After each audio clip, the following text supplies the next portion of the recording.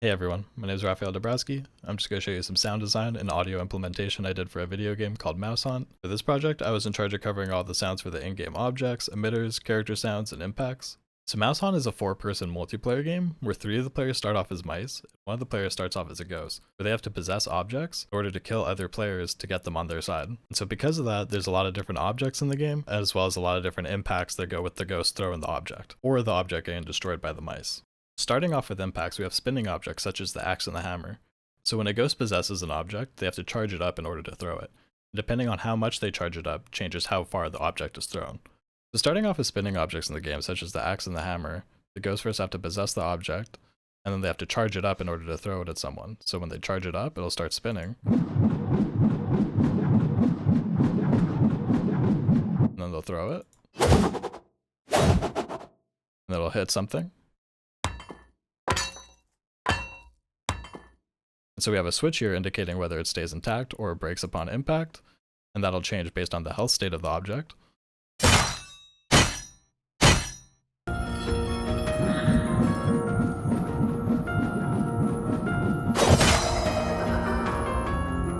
And then same with the hammer here, it'll spin.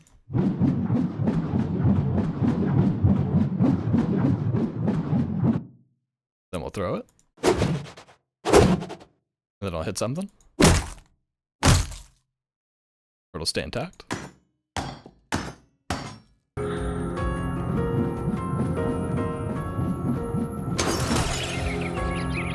And then when the ghost moves the object around, they'll also be dragging it.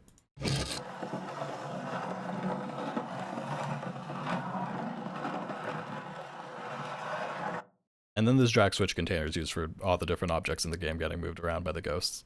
And then we have the other objects that don't spin that are also in switch containers. So we have many other objects in here, such as the glass objects, the wood objects, the metal objects, pots, pans, wood tables, chairs, glass bottles, and those are all contained in this switch here. So we have the glass bottle moving around. Did you charge it up? Someone throws it, hits something. Could break.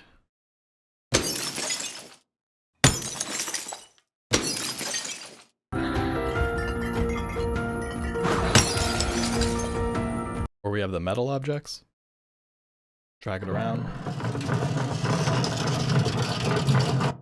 Throw it.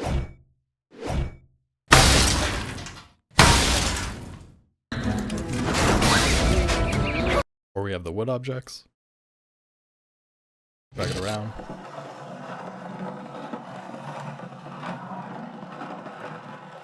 Charge it up. Throw it.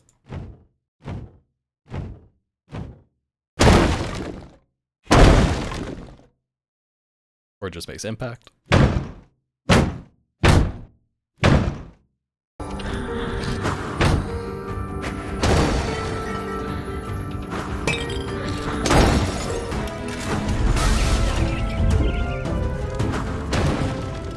That basically covers the objects that the ghosts are interacting with to throw at the players. And all the mice can destroy the objects as well by shooting them with their guns. Armed with some serious firepower, the mice cut their way. There are other objects such as the chest that the mice interact with, where they shoot them with their guns in order to open them. So we have a hit sound for the chest, as well as there's a lock on the chest that has a separate sound. And then when they break the lock, the chest will open. They'll get the loot. A door was missing something required entry. And then there's a couple other impacts, such as the piano that falls at the beginning of the game on the player that indicates which player gets to play the ghost.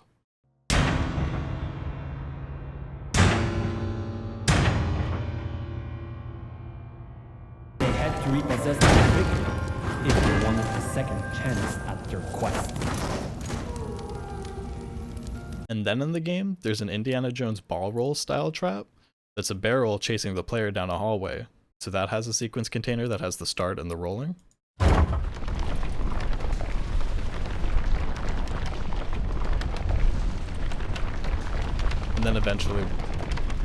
then eventually when it stops, it'll play the wood object impact.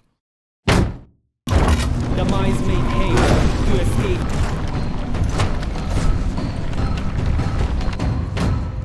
And then for the emitters that I gotta work on. Starting with the doors, there were two types of doors, a stone door and a wood door. Stone door you had to open with a switch by stepping on it. And then that would open the door.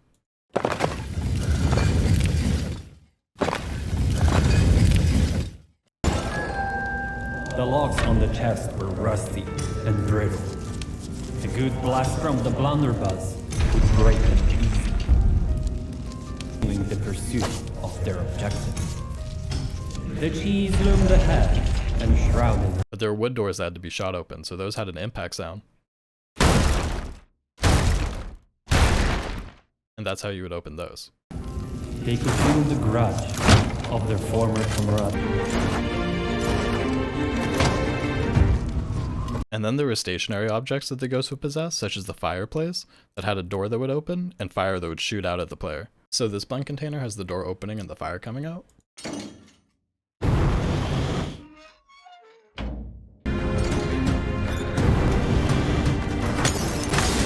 And then these containers are just for the fireplaces that don't have a door.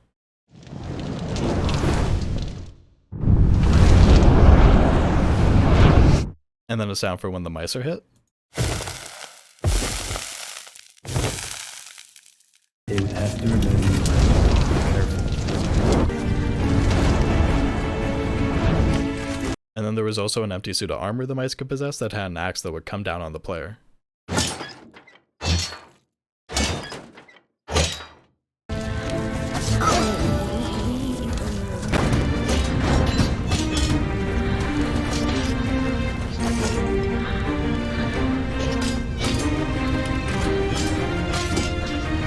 And then for character sounds,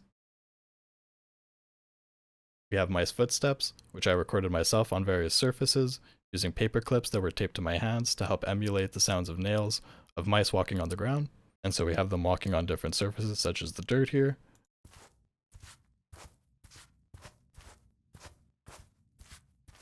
They are pretty quiet because there's multiple players running around, so it can get a little hectic. Let's turn it up here so you can hear it better.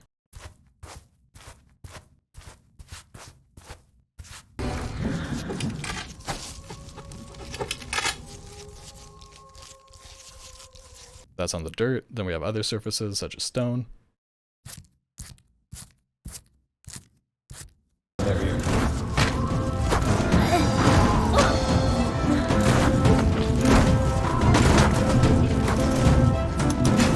Wood.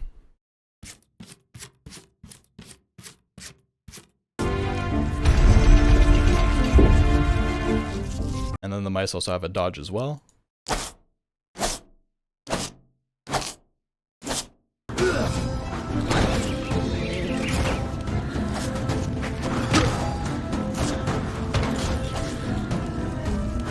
But the dodge does have a cooldown, so there's a sound indicating when the mice can't use it.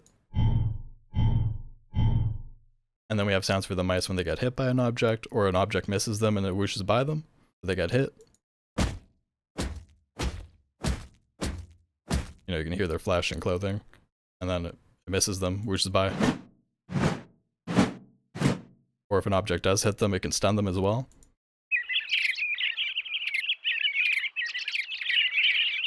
Which is paired with a suiting animation of the birds flying above their head as they're stunned. And then we have the sound of mice picking up various objects in the world, such as ammo and health kits. So this is the ammo. And this is health.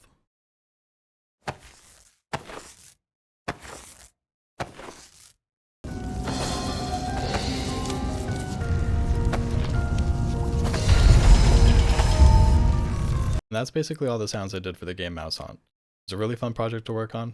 I appreciate you guys watching. I'll see you in the next one.